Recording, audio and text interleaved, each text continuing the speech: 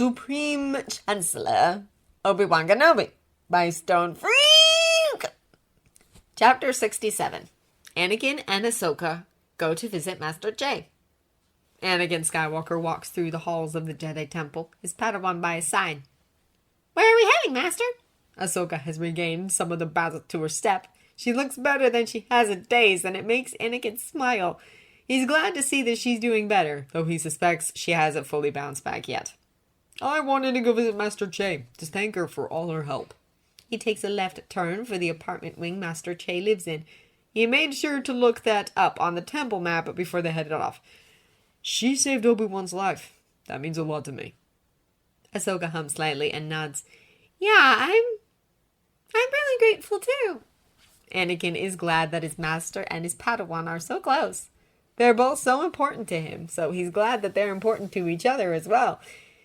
And since Obi-Wan will be alright, will live, well, perhaps he'll get to see Snip's eyes shine with excitement as she trains Jar Kai again. Soon enough, they're outside Master Che's rooms. Master Volkara Che, Mind Healer. Knight Rick Nima, Head Doctor. Anakin stares at the datapad by the door in surprise. He didn't know that some people shared rooms. Not unless they were in Master Padawan suites. What are you waiting for, Sky Guy? Are you going to request entry or not? Snips gives him a look, as if she's caught him spacing out and feeling smug about it. He doesn't think of her as Snips often these days, but every now and then she reminds him why he gave her that nickname in the first place. Anakin shakes himself to clear his thoughts and presses the button to request entry. A few moments pass. Ahsoka hums as she moves from foot to foot next to him, seemingly entirely at ease. Why is Anakin the only one who feels slightly uncomfortable? He wants to thank Master Che, but he doesn't know her all that well, so he feels awkward about being at her door. Shouldn't Ahsoka feel the same? She doesn't really know Master Che either, not to mention that she's much younger. When Anakin was her age, it was really awkward around Masters of the Order he didn't know. The door opens and... Knight Skywalker, Padawan Tano. Master Windu looks surprised to see them, but he's likely not as surprised as Anakin feels. What's Mace Windu doing here? Anakin stumbles over his words. He hadn't expected to talk to Mace Windu today, or he would have prepared himself more. The man can be intimidating at the best of times, really, and he's on the council! We wanted to thank Master Che for saving Master Obi-Wan. Ahsoka pipes up, a bright smile on her face. Master Windu's face softens and he nods. Of course, come in. She's resting, but I doubt she'll mind. He turns away from them and heads inside with a small wave of his hand, indicating for them to follow. Clearly, Master Windu must know Master Che very well if he's casually inviting someone else into her rooms like this. Or is it because he's on the council? Maybe that gives Masters the confidence to casually do a lot of things most wouldn't dream of. Anakin looks around the room as he steps inside. Like most rooms in the temple, it's not very large, though it is slightly larger than usual, perhaps because there are two people living here. It's very clean, with little clutter and not much in the way of personal belongings. It's mostly just furniture and plants. Kind of reminds Anakin of some of the meditation rooms, really. Dr. Nima is seated on the sofa, upright but sunken into the sofa cushions. Master Che leaning against her, legs stretched out on the sofa in a half-reclined position. She looks tired, but healthy. Well, as far as Anakin can tell anyway, he's not an expert on Twi'leks. Master Windu takes a seat on the far end of the sofa, lifting Master Che's feet and lays them in his lap as Anakin looks on in surprise. That's a very familiar thing to do. Does Master Windu and Master Che really know each other well then? He didn't really know Master Windu even had friends. Which, now that he thinks about it, seems kind of stupid. Not even Master Windu could be entirely without friends, could he? Why would he be? He must have been in the creche too, once upon a time. Knight Skywalker, Padawan Tano. What a lovely surprise. Master Che sounds tired, but there's a smile on her face. What brings you here? Please sit down.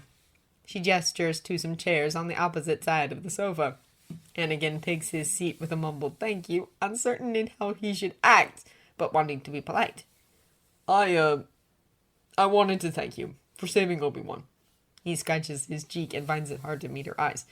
You went toe-to-toe with a Sith Lord for him, and I just wanted to say thanks. It means a lot to me. Yes, really, Master Che. We're so grateful. Ahsoka chimes in, drawing her sagged feet up into the chair for lotus position. Master Che smiles. You're very welcome. Master Kenobi is very important to us all, I believe. She briefly turns her head to share a smile with Dr. Nima, and Anakin sees how they twine their fingers together, squeezing their hands together. What? He's not sure, but that seems... And coupled with their position... Are they? Anakin casts a furtive glance at Master Windu, who doesn't seem to think anything is amiss at all. His face is calm, and he has one hand resting on Master Che's ankles. Which seems more intimate than Anakin has seen him be with anyone else before. Are they all? They can't be! Dear Mace came to see how I am too, Master Che says with a small smile towards Master Windu. As one of my oldest and closest friends, I believe he's been conspiring with my ring to make sure I don't move one more muscle than I absolutely should until I'm ready.